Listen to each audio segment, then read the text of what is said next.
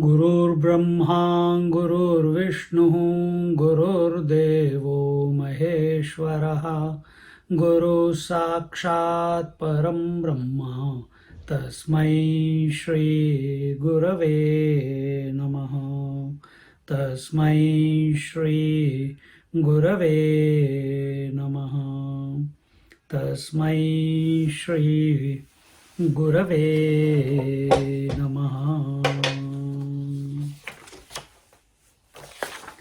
We completed 12th verse last week, and there the result of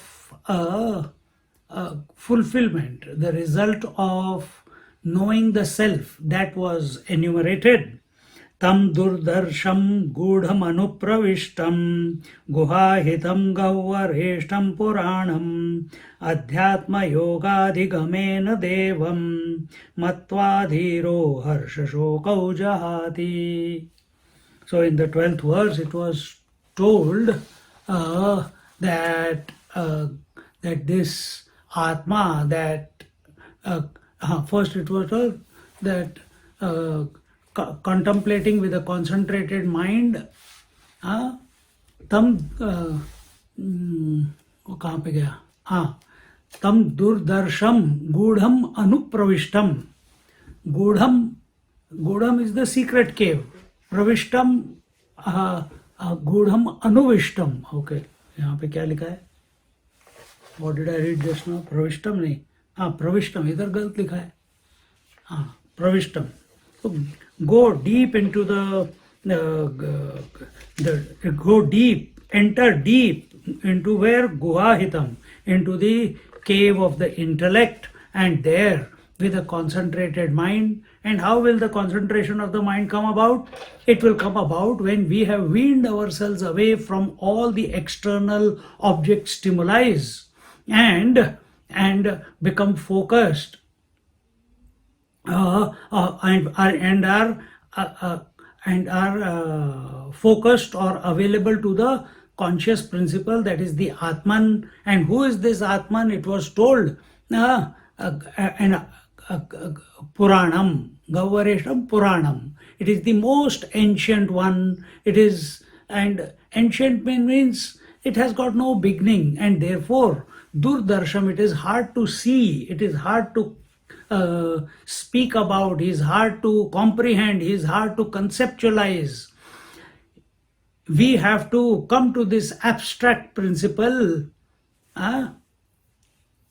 because there is no name form working there, there is no qualities, there is no attributes.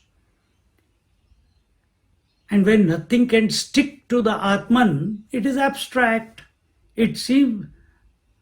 So through the gross, the world, the senses, the body, the breath, the mind, the intellect, we have to keep sussing out this abstract principle that we are seeking. And who is that?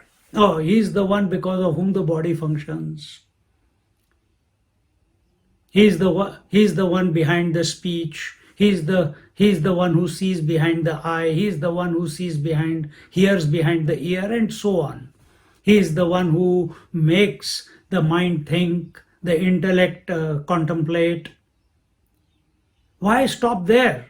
He is the one who even makes the creator create. He is the one who makes the creator create the creation. He is that. So no instruments, whether gross, subtle or causal, have the capacity to comprehend, to grasp, come to know that reality objectively. That is very important. And who is this? And I gave you a nice example last week, and that was in the क्या कहते हैं, in the, where are we? In the waters, when the uh, reflection of the moon is there, we lose the sight of the reflected moon when there are too many waves, isn't it? Exactly the same way. When too many waves of object stimuli are bombarding, desires are bombarding, notions, concepts, past, future is bombarding the mind within, we lose the sight of that reflected consciousness. Because that is the first place that you will come to before going to the Atman. So, so here it is told that, where are we? Adhyatma yogadigamenna devam. It is even that it is those who are matva dhiro harsha shokau jahati, those who are wise, those who are the saints and sages, those who are committed to this truth, they do adhyatma yoga, and through that adhyatma yoga, and what is adhyatma yoga? I told you last week it is not given in this Upanishad what Adhyatma Yoga is. Then what is it very literally? Adhyatma means the self, yoga means union. So continuously, if we are seeking the union with our own essential nature, which is pristine, uncorrupted, uncovered, not through a veil, not through the veil of the mind, uncovered. That will be Adhyatma Yoga. So at this moment, how can the Adhyatma Yoga be practiced? Yes. Let the ears listen, your attention must be on who is that because of whom the listening is possible. Who is that because of which seeing is possible, seeing is taking place, understanding is taking place, breathing is taking place. So many activities are going on at this very moment. Who is prompting all this?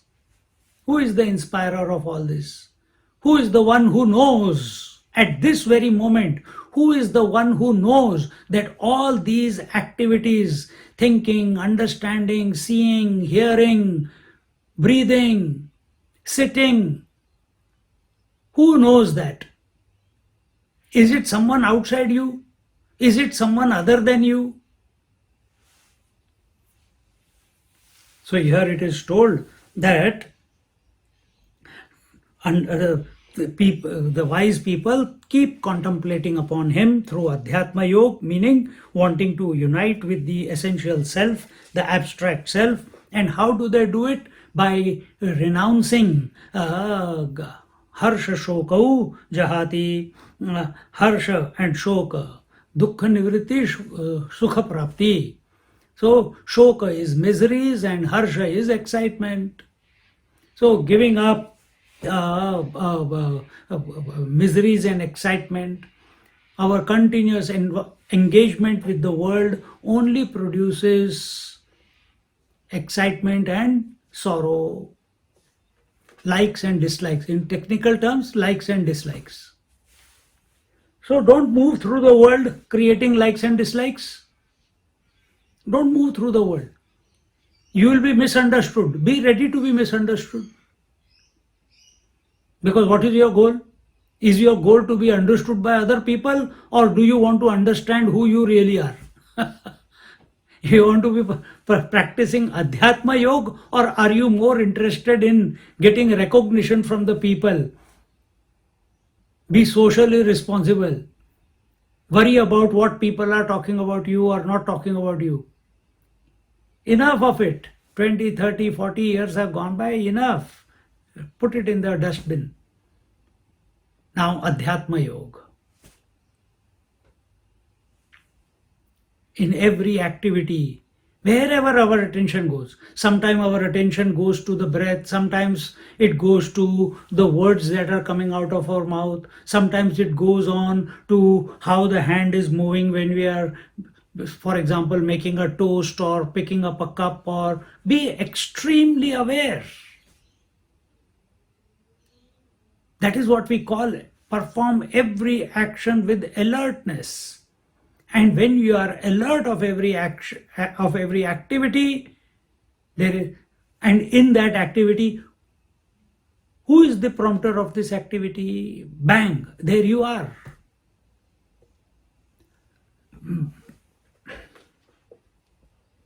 And when things are conducive, don't get excited. When things are not conducive, don't get depressed. What will happen as a result? Mind will become calm. When mind becomes calm, what will happen? Oh, the reflected consciousness will be available. When the waves on the ocean become calm, the reflected moon becomes available. You didn't create it, it was already there. All that happened was the waves became calm. When the waves in our mind, when the thought waves in our mind, when they calm down,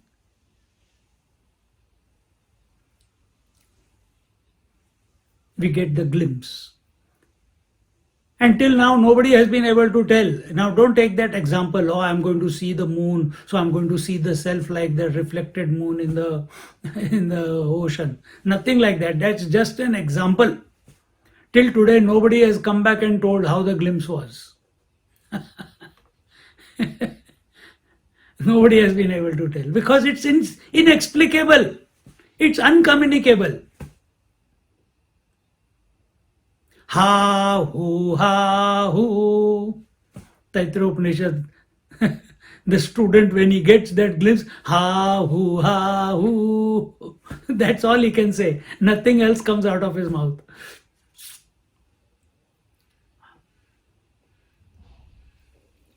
See? So in this manner, the seeker, when the object of our contemplation itself is the subject, and when that happens, then the mind merges into its source of contemplation. But whenever, remember one thing, whenever there is an object of contemplation, wherever you take some form, some name, some object, some aspect of the world, some quality, some attribute, then maximum you can get to is the Hiranyagarbha. Hiranyagarbha is the Lord of the total world. He is the one who is expressing through the total world. He is the one who knows the total world. But what are we talking about? We are talking about the Bap of Hiranyagarbha. The father of Hiranyagarbha. What is that spark in that totality? You can understand the spark on a wave. But when you come to the full moon in the ocean, that is the Hiranyagarbha, ocean, the totality. But that same moon is reflecting in each wave, that is the Atman. But what is the nature of Atman? Of the nature of, it's the most ancient, it's of the nature of light. Na tatra suryo bhati na chandra tarkam. Thousands of suns cannot illuminate it. And so on and so forth. And in this manner, thus this Atman is attainable by one who is seeking it. And when the seeker and the sought become one, Adhyatma Yoga is complete. Understand? And in this manner, the 12th verse we recapped. Now coming to the 13th verse. 13th verse, the same topic is going, the Atma Phala. Atma Jnana Phala, meaning the result of knowing the self. एतत् श्रुत्वा सम्परिगृह्य मर्त्यः एतत् श्रुत्वा सम्परिगृह्य मर्त्यः प्रहृह्य धर्म्यम् अणुमेतमाप्य प्रहृह्य धर्म्यम् अणुमेतमाप्य समोदते मोदनीयं हि लब्ध्वा समोदते मोदनीयं हि लब्ध्वा विवृतं सद्म नचिकेतसं मन्ये विवृतं सद्म नचिकेतसं मन्ये टुगेदर एतत् श्रुत्वा सम्परिगृह्य मर्त्यः प्रहृह्य धर्म्यम् अणुमेतमाप्य समोदते मोदनीयं हि लब्ध्वा विवृतं सद्म नचिकेतसं मन्ये एतत् श्रुत्वा एतत् श्रुत्वा wherever twa pratyaya comes in Sanskrit, it means drishtva, shrutva, gruhitva. Drishtva, having seen, shrutva, having heard, gruhitva, samparigrahya martyah pravruya dharmam anumetamapya, having heard, and then samparigrahya means having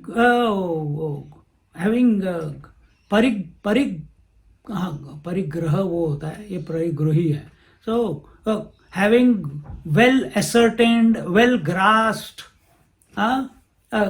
this not what has been just told to Nachiket, the Adhyatma Yoga, the individual, the mortal, the one who is feeling, the seeker, in other words, he starts contemplating on this abstract principle and dharmyam, यहाँ पे पढ़ते हैं वहाँ पे धर्म्यम अणुमेतमाप्य, this subtler than the subtlest principle, he starts abstracting it.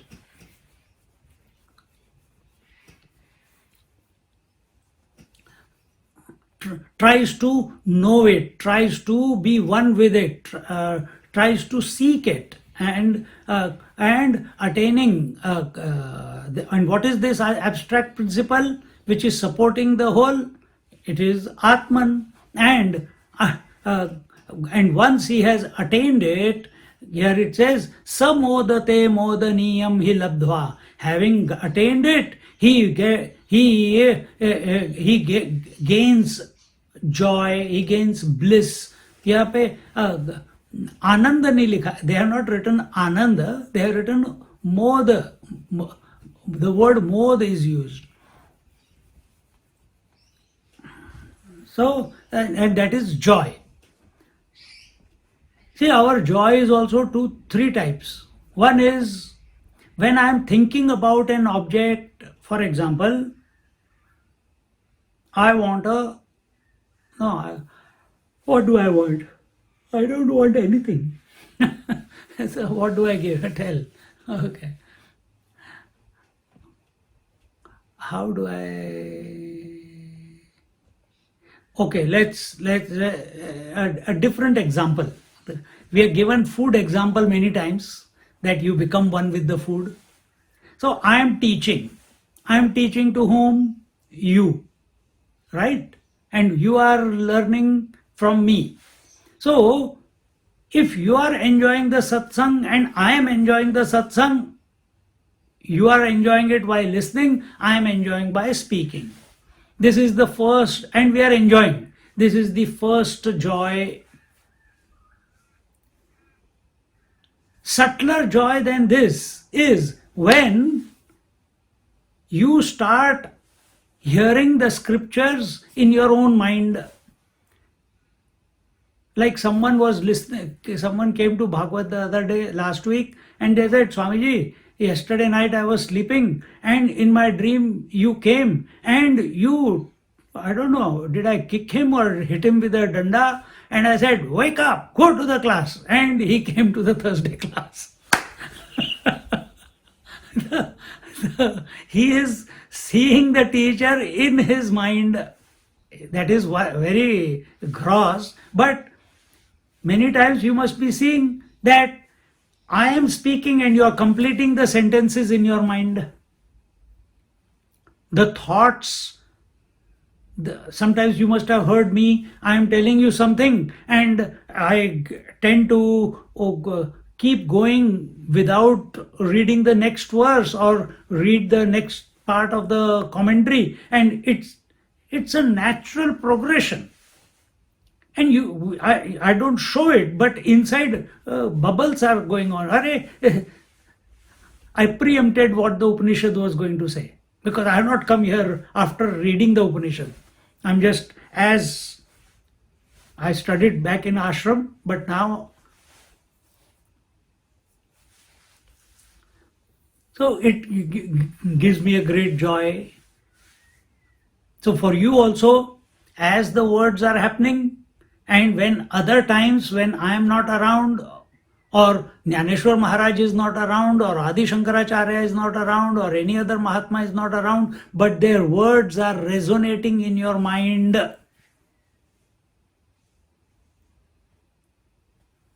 Om Yopam Pushpam Veda Pushpavan Prajavan Pashuman Bhavati. And you practice a few times. After that 10 minutes, your mind will be going on Pashuman Bhavati, Ayatanavan Bhavati.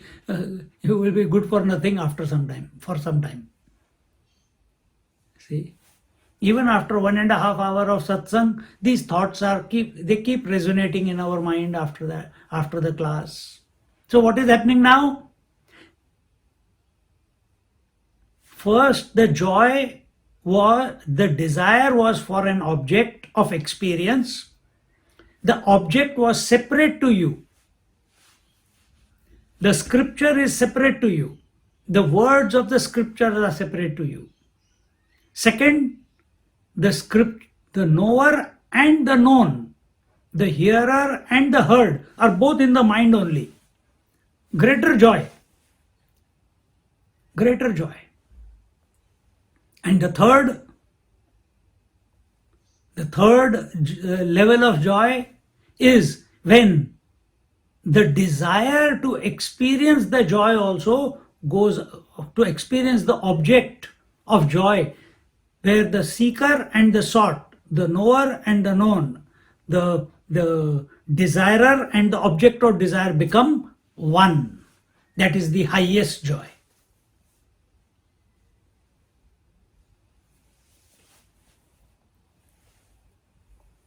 See? Samodate modaniyam hi labdhva. So labdhva, again, having gained, having attained, having become one with that which you, with that dharma, with that essence, with that Atman, which is subtler than the subtlest, like a anu. Anu is an atom. Now, there are even finer things than atom. What are they? The neutron, proton, electron. Even finer than that, quark and antiquark. Maybe something more has come out of, I can't remember the name. So, Vivrutam Sadma Nachiketa Sammanye, and that which causes attaining that subtler than the subtlest Atman, the seeker enjoys, rejoices, having obtained it, having labdhva, and therefore here he says, Vivrutam Sadma Nachiketa Sammanye. Manye, I think.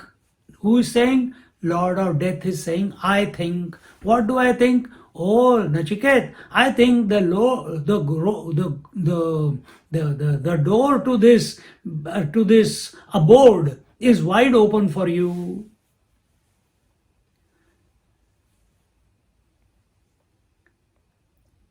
what would Nachiket be going through? If your teacher came and told you that you are established now you have mastered this or mastered that, what was your joy when you got your medical degree or your science degree or your whatever professional degree that you worked so hard, spent so much money, gave so many exams?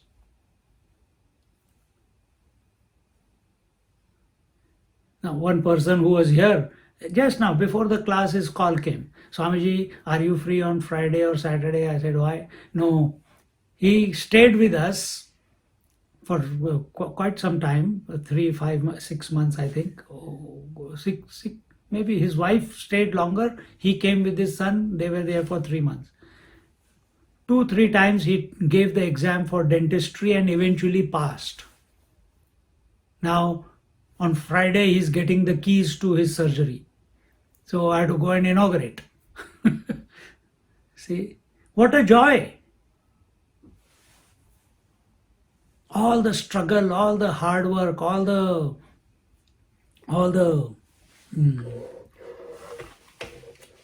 papad. In Hindi we say, बहुत पापड़ bell के आखिर में अब फल खाने को मिल रहा है.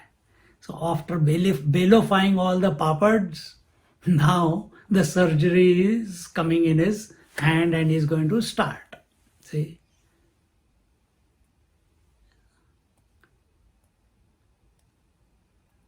It took him how many? 3, 4 years it has taken, the whole project.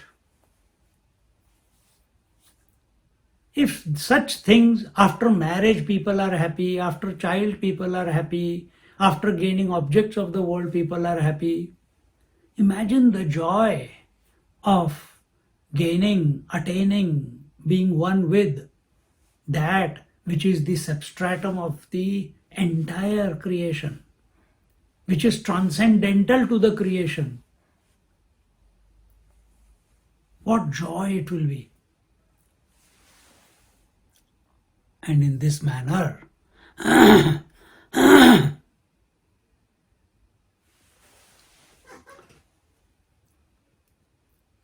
here the Bhashya, Shankar Bhashya says, Etad Atma Tattvam Yad Aham Bakshami Tat Shrutva Acharya Prasadat Samyak Atma Bhavena Pari Gruhya Upadaya Martyo Marana Dharma Anapetam Dharmyam Pravruyodyamya Pruthak Krutya Sharirade, one whole sentence, Shariradehe Anu Sukshmam Etam Atmanam Apya Prapya Samartyo Vidwan Modate Modaniyam Harshaniyam Atmanam Labdhva.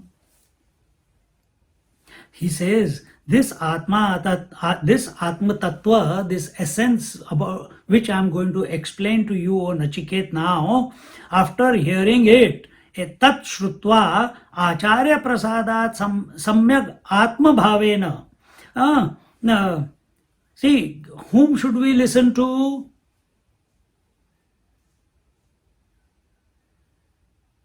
We should never study it ourselves. We should learn it, study it under an Acharya, which is like us, or even better, study it from a self-realized person.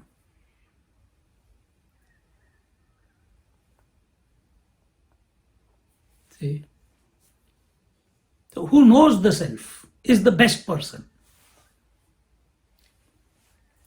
So after having listened by the grace of the teacher, by the grace of the Acharya, then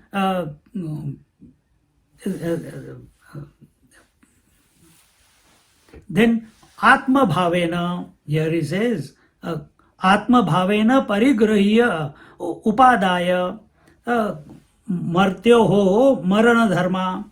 In other words, very simple words, means by the guidance of the teacher, by the words of the Acharya teacher, you contemplate Atma Bhavena. Bhav is excuse me. Bhava means commitment, faith, belief, trust, commitment, dedication, surrender, everything put together is a bhav. And urgency to know the essence that I am. And this is to be done under the tutelage of a teacher, of acharya. And when we practice, when we become introverted, atma bhavena, then it says parigrahyo upadaya martyoho marana dharmaha dharmad anapetam dharmyam. In other words, what is that without which this whole body, breath, mind, intellect will not be able to function? That is death for us, isn't it?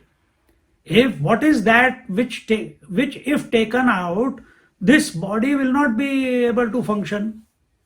These senses will not be able to function. This mind will not be able to function. This intellect will not be able to conceptualize, think, understand, contemplate, meditate. Why? This I itself will not be there. What is that?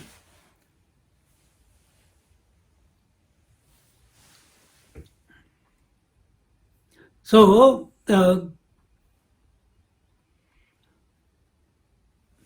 from this body, by contemplate, this is abstract approach. You are not saying what it is.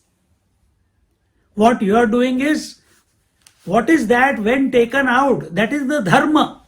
That is the essence. Another word for meaning of dharma is essence.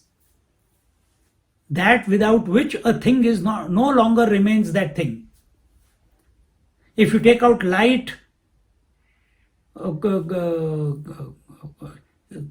do you call? If you take out heat and light from the sun is no longer a sun. If you take out vision from your eyes have no purpose, and so on. So here he says that that under a acharya you grasp it well, and how do you grasp it? You grasp it as your own essential self. And how do you grasp it as your own essential self? As coming to, don't come to a conclusion, but come to know that it is the essence behind the body, because at this moment as a seeker we are the body. So what is that because of which the senses are functioning? We will say, oh, it is the mind. What is that because of which the mind is functioning? Intellect.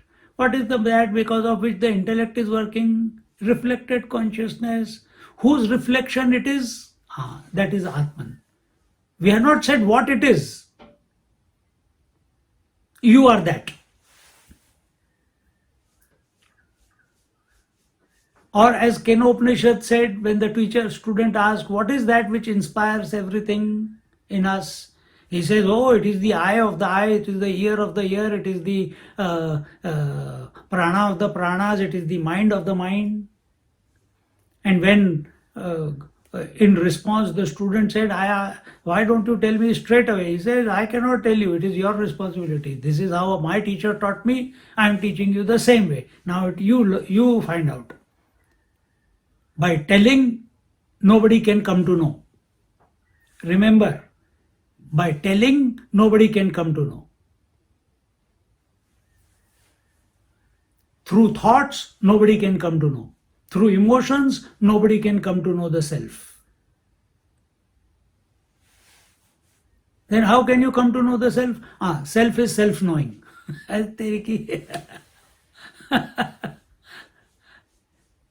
And you are that. You are self-knowing. You know the concepts keep changing, the thoughts keep changing, the emotions keep changing, the breath keeps changing, the senses keep changing, sense stimuli keep changing, your body keeps changing, but you don't feel that you are changing, and whenever you say you have changed, it's with reference to something.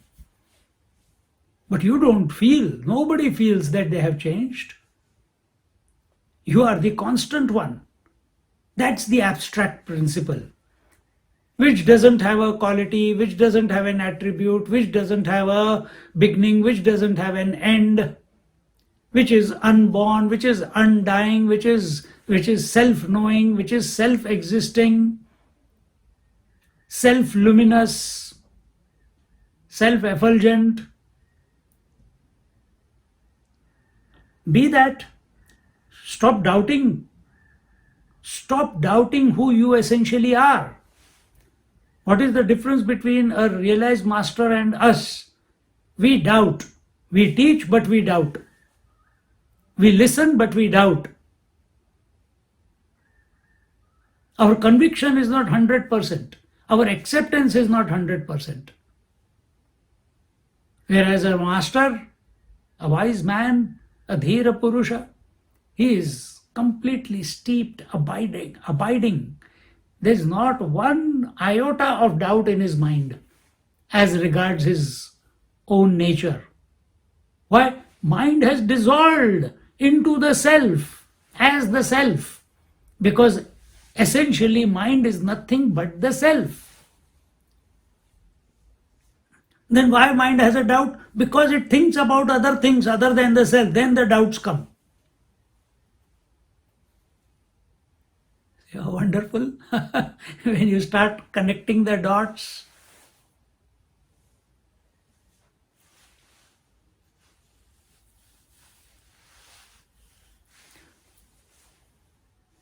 So from this when he says this, martyoho marana dharma dharmana pedam dharma pravruhyodyamya udyamya pruthak krutya shariradehe. So you extract it, just like you extract gold from the mines. You extract the gold from the coal mines, diamond from the coal mines. You from crude oil you get refined oil. You extraction from the milk, by churning of the buttermilk you extract the butter. Similarly, from this body which is so gross, out of this, with proper contemplation, under the guidance of a teacher, under the guidance, our teacher here is Shankaracharya, our teacher here is the Shruti Mata. Under their guidance, we extract ourselves from this matter vestibule that we have accepted as I. We have to change this definition of I. I'm not just this body. I am the infinite spirit. I am the Atman. And in this manner, and having realized anu sukshmametam atmanam apya prapya samartyoho vidwan modate modaniyam harshaniyam atmanam labdva, and having realized this subtle atma, or subtle abstract principle, the wise mortal beings, because wise people are also having body, realized masters also have body. So such wise people who still are moving around in the body, they rejoice, having obtained that which is of the nature of joy, or of the nature of bliss, and that is the Atman. And in this way, tad etad evam vidham brahma sadma bhavanam nachiketasam tvam pratya pravruta dwaram vivrutam abhimukhi bhutam manye moksharham tvam manya iti abhiprayah.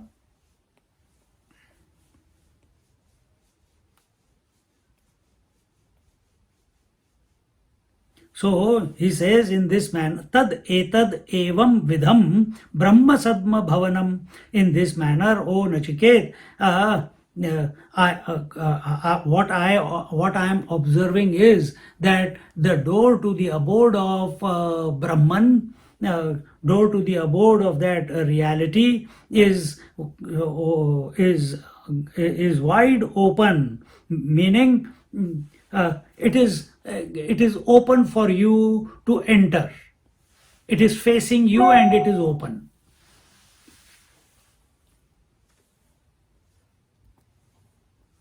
Is it true in our case that the door to the Brahman, door to the reality, is facing us and open at this moment? If we are not lost in the words, but we are taking what the words are indicating, we are in tune with that, we are self-contemplative, we also are focused on the Atmic principle that our essence is. If we are not at the sensory level, body level, sensory level, pranic level, mental level, intellectual level, all this is going on, but we are maintaining the poise that speaking is going on, hearing is going on, the mind is articulating things and putting, eyes are reading and the words are coming out.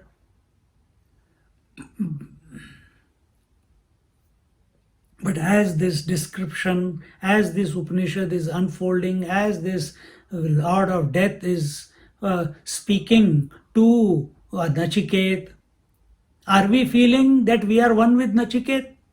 Are we feeling that, feeling the at one ment with the Nachiket? Is the Nachiket fire bright within us? Are we focused and concentrated not on the world, not on the body, breath, mind, intellect, but on the abstract principle? Are we in that poise?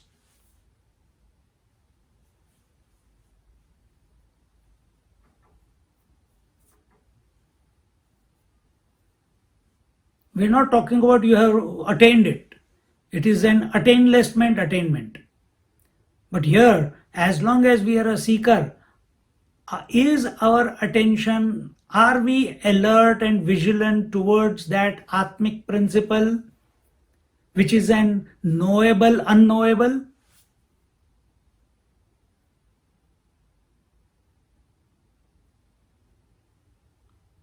In Nachiketa's case, it is.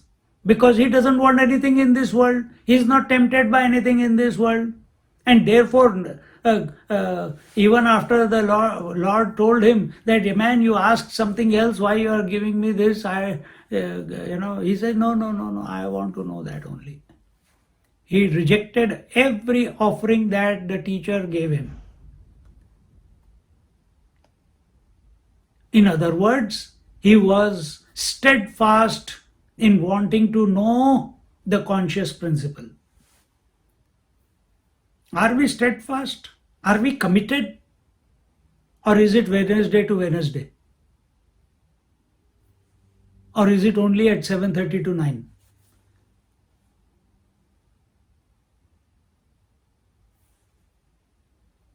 Are we here to validate the teacher?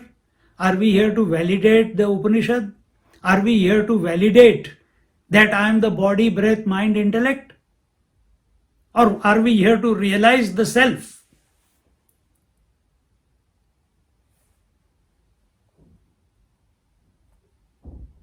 See,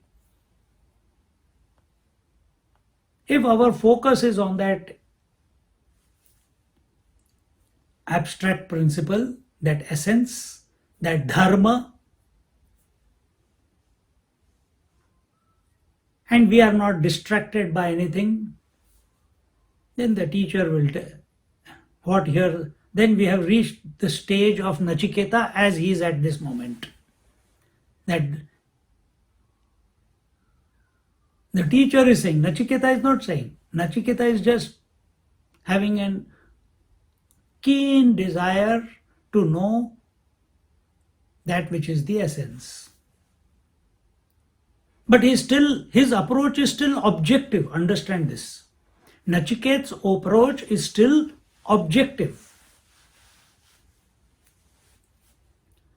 Towards that, in the previous verse he said, Find it in the cave of your heart. Find it within. Focus your mind. Don't get too distracted by ups and downs, by joys and sorrows, by likes and dislikes, so that you remain equanimous. And in this verse, the Lord of Death uh,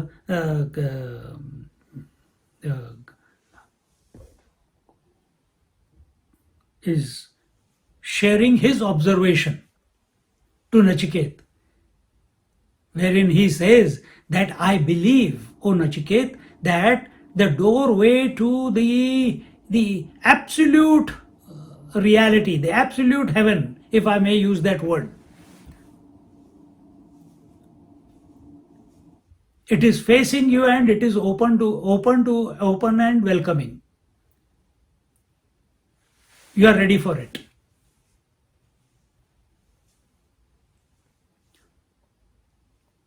Because the first step is not the self. First step is renunciation of the world, vairagya. That will only be possible when you find fault with the world. And what is the fault with the world? Hey man, I have been running after this world for whole life. Till now I have not been able to catch it. And then automatically you start discriminating. Then what is worthy of pursuit? What is worthy of going after? When this question pops up in your mind, the scriptures come into your life, teachers come into your life. It doesn't happen by chance. It can happen by chance. We call it that God's grace. But then we start weaning off the senses, weaning off the mind, weaning off the intellectualization.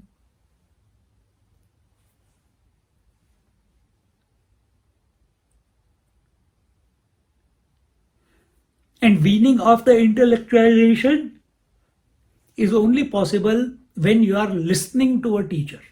If you are studying it yourself, your mind is more engaged in studying, into understanding, into sorting out what is important, what is not important. Whereas when a teacher, and especially when a master is teaching you, you are in his presence or in her presence.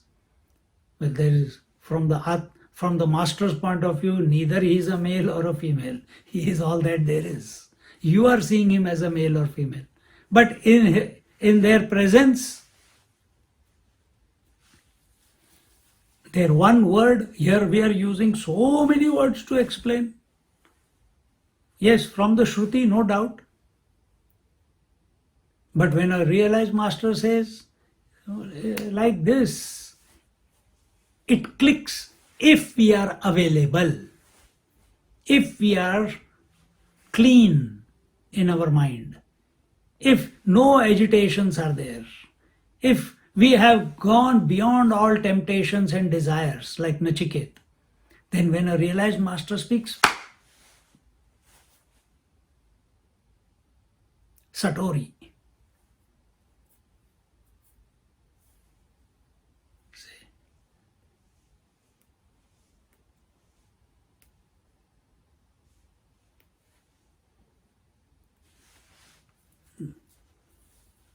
That very moment, the last remnants of ego die. What is that point where the ego I, the waker I, in spite of all the attachments in the waking plane of job, of profession, of children, of wife and parents and possessions and everything, is ready to surrender all that, give up all that, and be a nobody and surrender to sleep. Ready to give up. The waking ego is ready to give itself up. It is only possible when we have an extreme, without panic, without anxiety, an urgency within us to know who we really are. To be completely relaxed, to be completely fulfilled, to be in continuous bliss. A glimpse of that, the ego gets it in the sleep.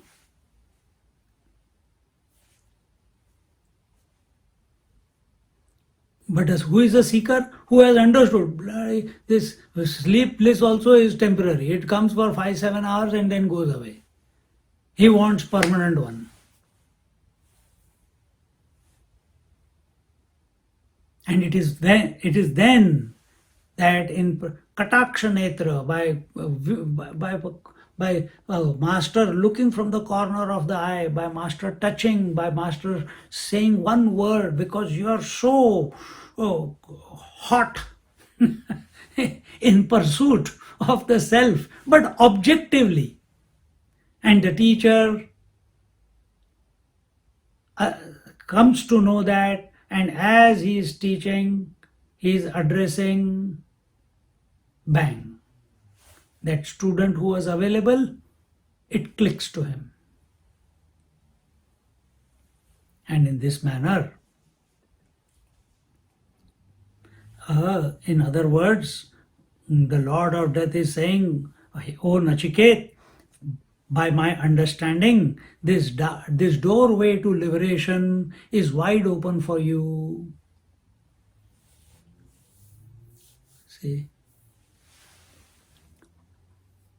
See, those who follow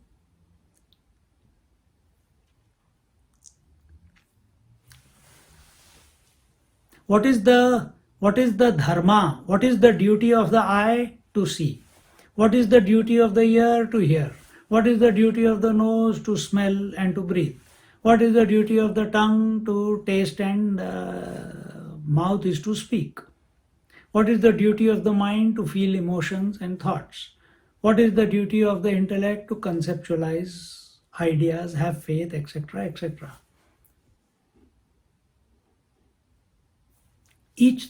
Every object.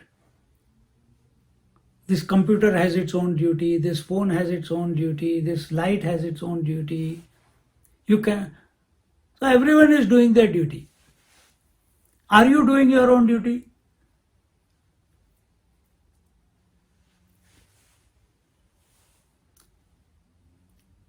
Can the light bulb say, "Oh, I'm tired of giving light, today I want to be dark"? Can he ever say that? Does the eye ever say, "I'm tired of seeing, doing the duty of only seeing"? Oh, I've got only one thing to do, only see, see, see. Why can't I talk? Why can't I hear for a change? Change is good. And then it will give me more inspiration to see. This is how we talk, isn't it? But how foolish it is. The eye has a job, and it is to see. It never asks, it never competes. So also any other senses, they don't compete with each other.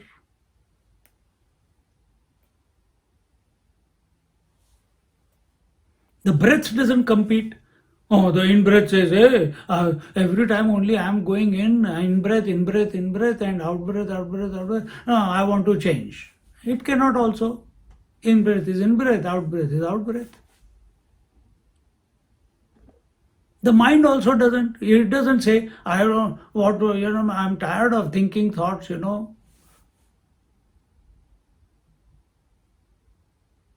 It also keeps thinking thoughts. It is also not attached to anything. Its job is to think thoughts. Well, its job is either to maintain silence or think thoughts.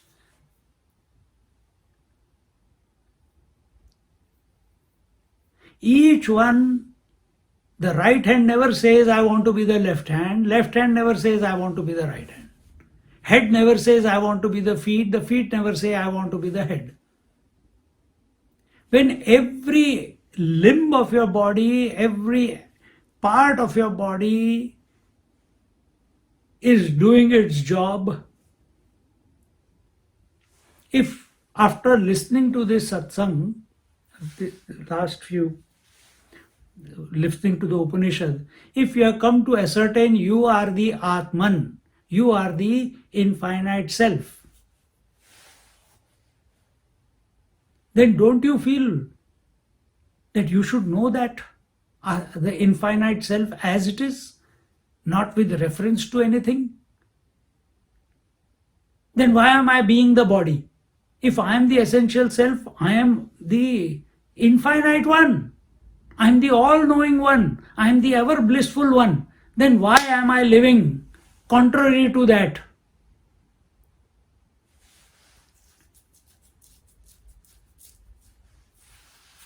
Except that we are not accepting ourselves. We are accepting ourselves to be the body, breath, mind, intellect.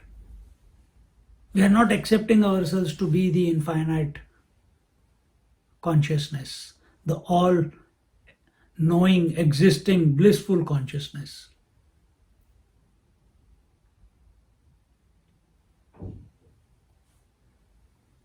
See?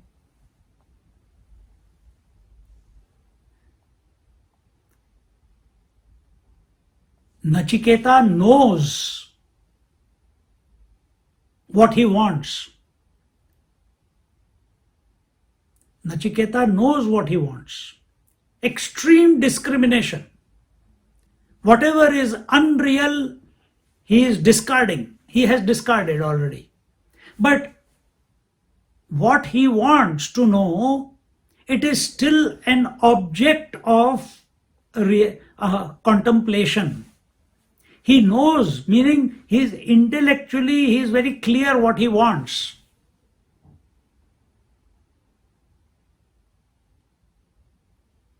What is realization? What is liberation? Where knowing and being is one.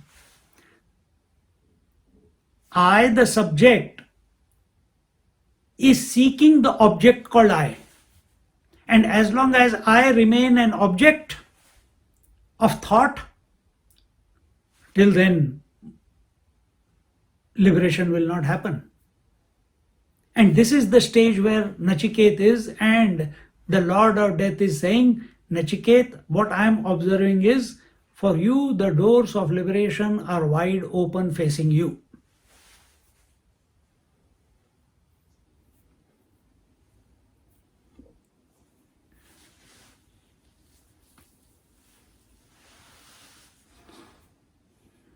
There you go.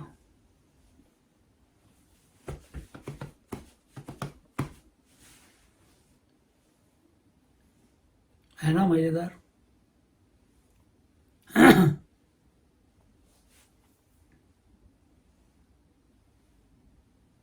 In other words, Nachiketa, you are worthy student who can come to realize himself.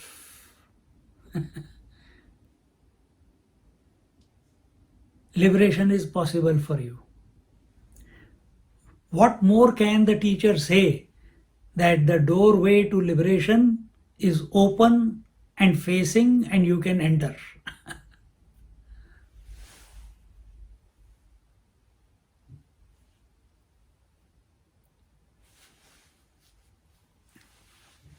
Here it shows the teacher has accepted the student fully, wholly, completely, without any reservation.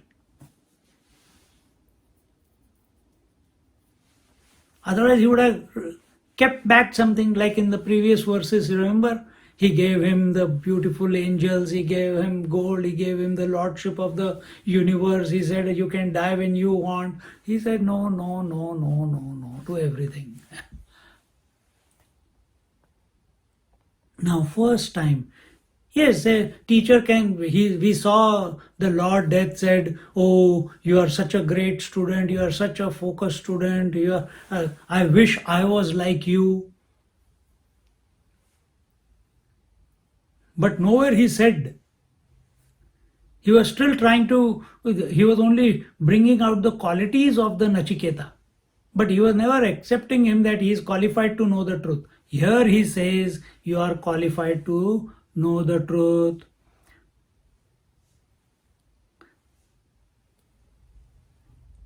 Samodate modaniyam hi labdhva vivrutam sadma nachiketasam manye.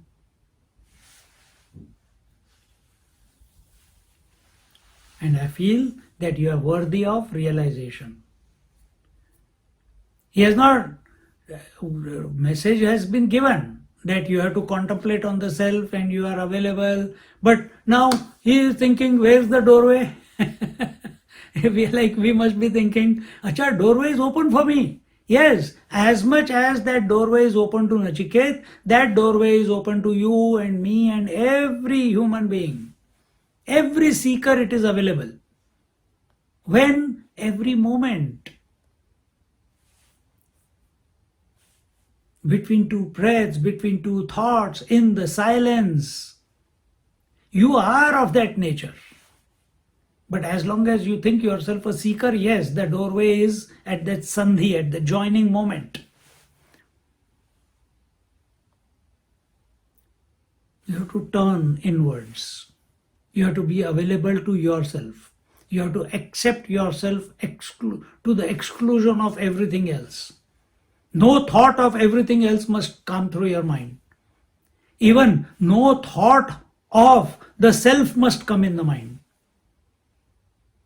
Or if the thought of the self is coming in the mind, you must, while that thought is coming about, you come to be the one in whose presence that thought has come and gone.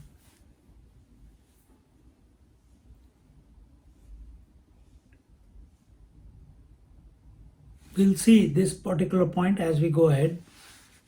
So in this manner, our Nachiket has been accepted by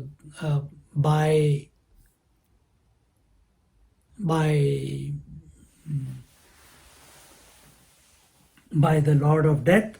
And see, the saints and sages are not, we are all lost in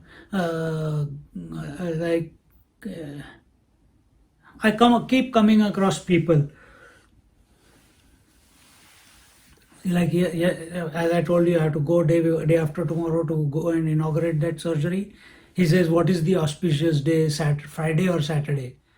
I said, you want to believe that way? It's good. As a sannyasi, I am a corpse, a walking corpse. So is it auspicious to invite me to inaugurate? Swami, don't joke. I said, I'm not joking, man. I have already done the last rites for this body. I am a walking corpse. But some people are. So normally I don't worry too much about good day or bad day, because what good day and bad day for a corpse? Everything is same. See? So, Mahatmas are those who do not follow good, bad, like, dislike. This is a good day, that is not a good day.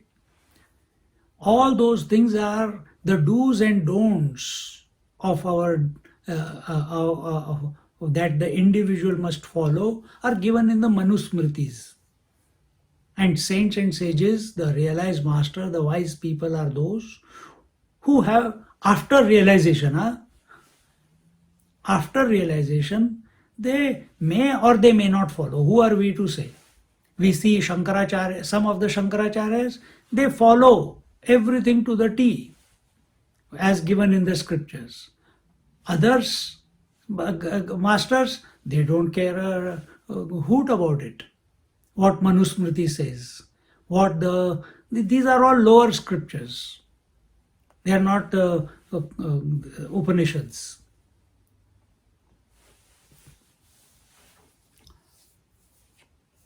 Because a saint is himself a vehicle of consciousness. Swami Krishnananda said from Divine Life Society. He himself was one.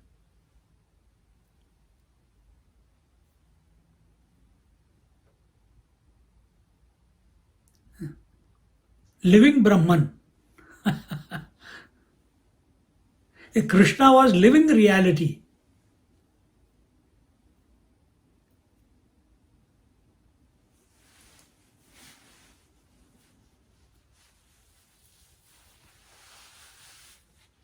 And in this way, these gates of heaven, the gates to the reality, they are not open to every Tom, Dick, and Harry. They are only open to the prepared one. And oh Nachiketa, you have a clear understanding. Your mind is uncluttered.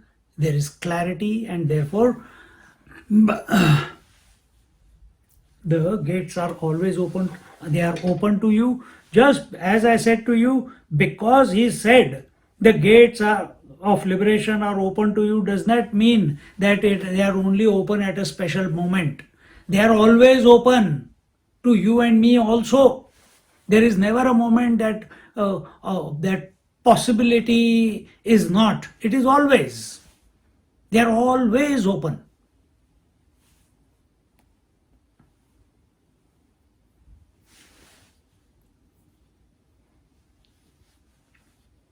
But just like when we go to sleep, we become blind in sleep.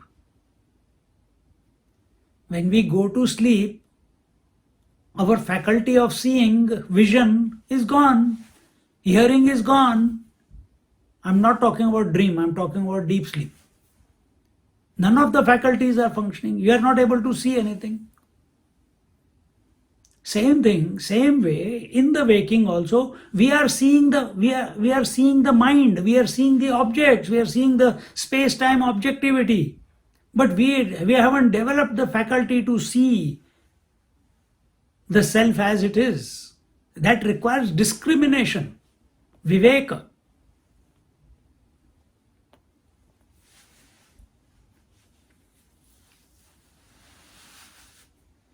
So consciousness is present all the time. But we are not available to it. We are being blind to it. We are giving validity to that which can never stand the test of time. It will vanish. These words will vanish. Scriptures will go by. Saints and sages will go away as a person. Nears and dears will go away. This body will go away. But we give validity to that which is going away, which is unreal. In other words, we are being blind to that continuous principle that is our essence. Nachiketa is not. Nachiketa is available.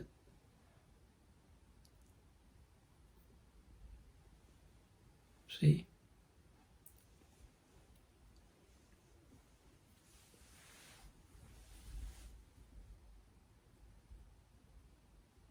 It is our desires which make us pass this essence that we are. Then how do we curb the desire? Live a life of no likes and dislikes. Remain equanimous.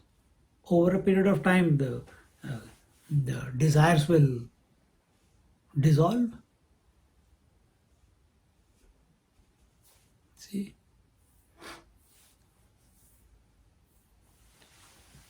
In this manner, there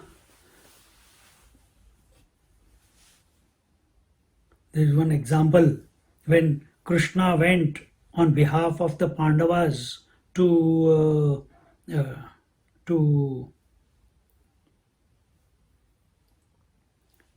Duryodhan, asking for 5 villages. Duryodhan said, I'm going to give him a feast, I'm going to give him the best palace to live in, and this and that. And their prime minister that time, Vidurji, he said he will not accept it. Because he only goes, eats and stays who have no desire. And who is Krishna? Krishna is the Parabrahma Paramatma. He is the infinite reality. So there it is depicting in a personalized form. So Duryodhan was epitome of desire. That's why he fought the war. That's why he was not ready to give even 5 villages to his cousins. That's why the war was fought. So the person who is having desires, to them the infinite is not available.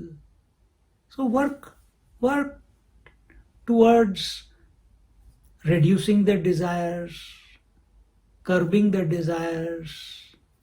Expose your mind more and more to silence by contemplating on that abstract self. See? And this must be a 24/7 pastime. Don't go seriously after it. If you go seriously, then you will be very frustrated. It should be a happy engagement. It should be a happy engagement.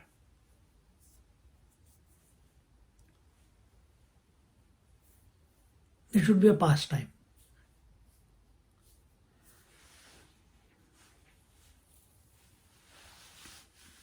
In this way, now our Nachiketa, when he sees that the Lord has accepted him as a student completely without any reservation, excuse me, he says, यदि अहम योग्यः प्रसन्नः च असि भगवन् मां प्रति. Nachiketa says, O Lord, if I am capable, if I am ready, if I am capable, if I am the right instrument, and if you are happier towards me, then please tell me. Now his barrage of questions, because he wants to understand. We also want to understand. Clarity is required, even more clarity is required. And he, as a seeker, because he is objectively seeking, he is available, but he is objectively. Bhagwan Lord already told him the door is open. But instead of entering the door, instead of being available to the self, what is Nachiketa doing? He is asking more questions. He wants more clarity. It's okay. Anyatra dharmad, anyatra dharmad, anyatra dharmad, anyatra dharmad, anyatra asmat kruta krutata, anyatra asmat kruta krutata, anyatra bhuta cha bhavya cha, anyatra bhuta cha bhavya cha, yattat pashyasi tadvada, yattat pashyasi tadvada. Am I getting it wrong? Correct. Tune क्या है?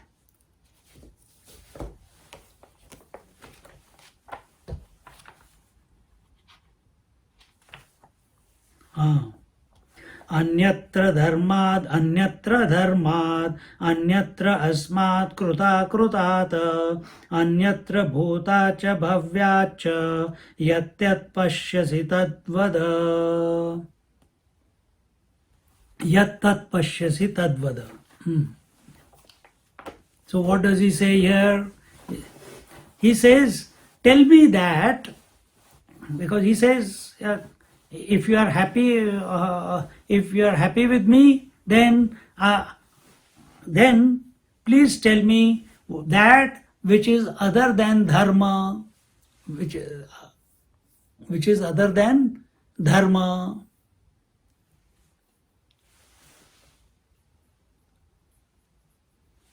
Then anyatra means other than. Other than what? Dharmad, anyatra adharmad.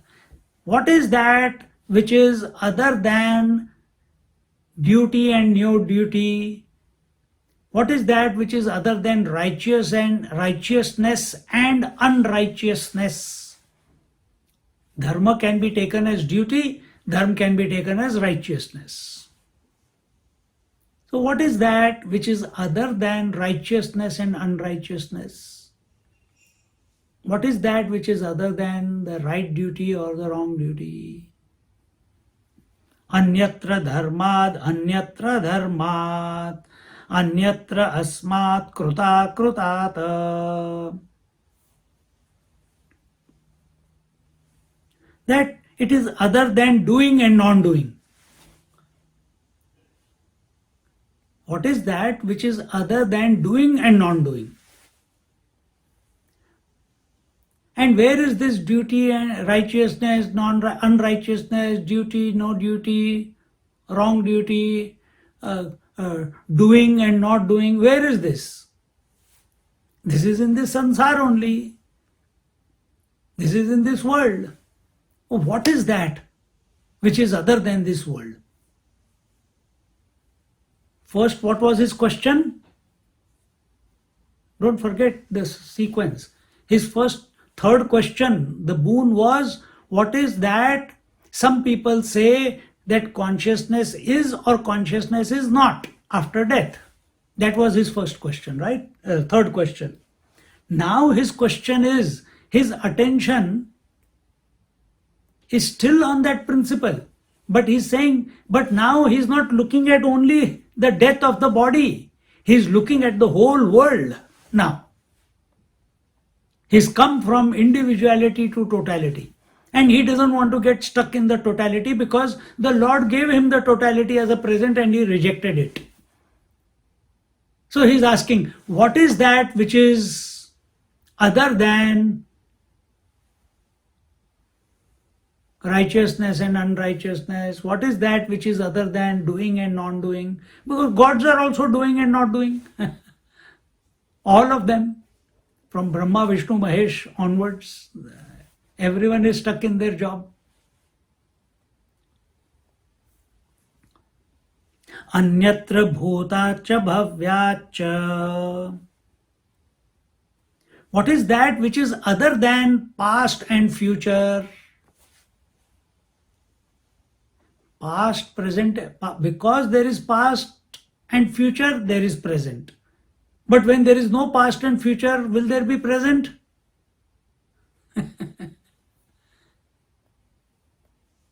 Present is only with reference to past and future. If there are no thoughts of the past and no thoughts of the future, will you say, I am having this present thought? There is no present. It's only here and now. Every moment is here and now.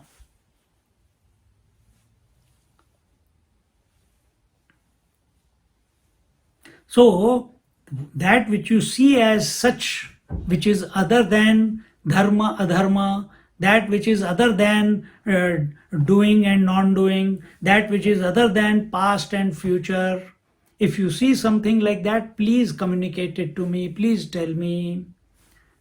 Yat tat pashyasi tad vada. As you see it, please tell me that.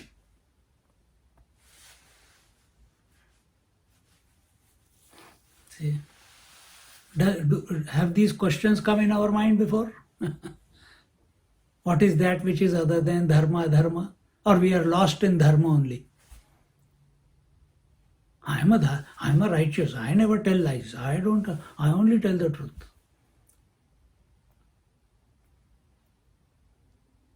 We must do what is right. We must do this, we must do that. On and on and on and on we go on. Where is our mind? Either it is in all thoughts in our mind are only from the past or future. And what is ego? Ego is accumulation of the total past. That is ego. I want to dissolve my ego. Why it is not? Because you are seeing your album every day. How the children are, how the grandchildren are, how we used to look when we were young, how my wife used to look when she got married, how handsome I was when I was getting married. What happened to me now? What happened?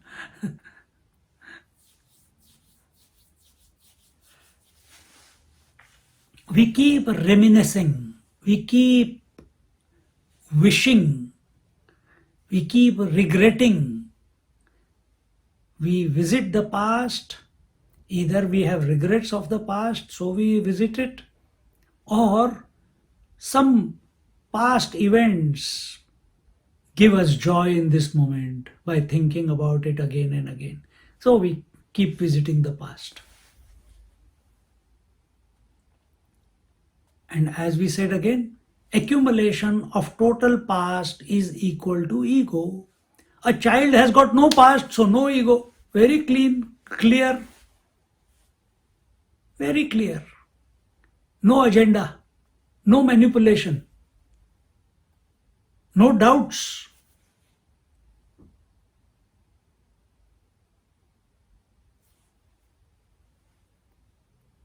The other day I was playing with that kid. She was sitting in front of me on the table and she just jumped. She has got no data that if I jump, I will fall.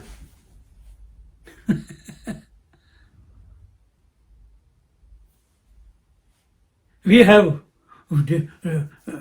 Have I understood what the Upanishad is saying? Or have I not understood? Here also we put doubt in our mind. We are addicted to thinking. We are addicted to judging ourselves.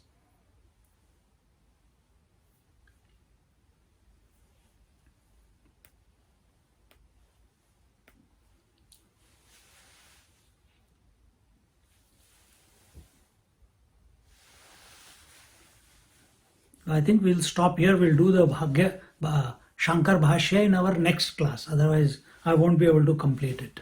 Only 2-3 minutes left.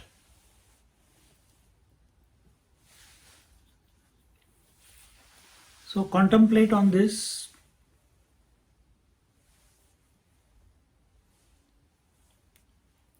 Contemplate on this. What is that which is other than dharma, dharma, doing and non-doing, past and future? What is that? Is that who you are? Is that what the self is? Or are you something more? Are you something other than all this?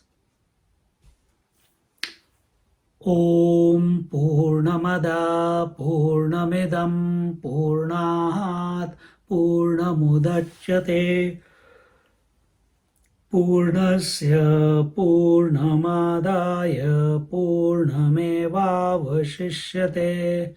Om Shanti Shanti Shanti. Harihi Om Shri Gurubhyo Namaha. Harihi Om. Just sit quietly for a few moments.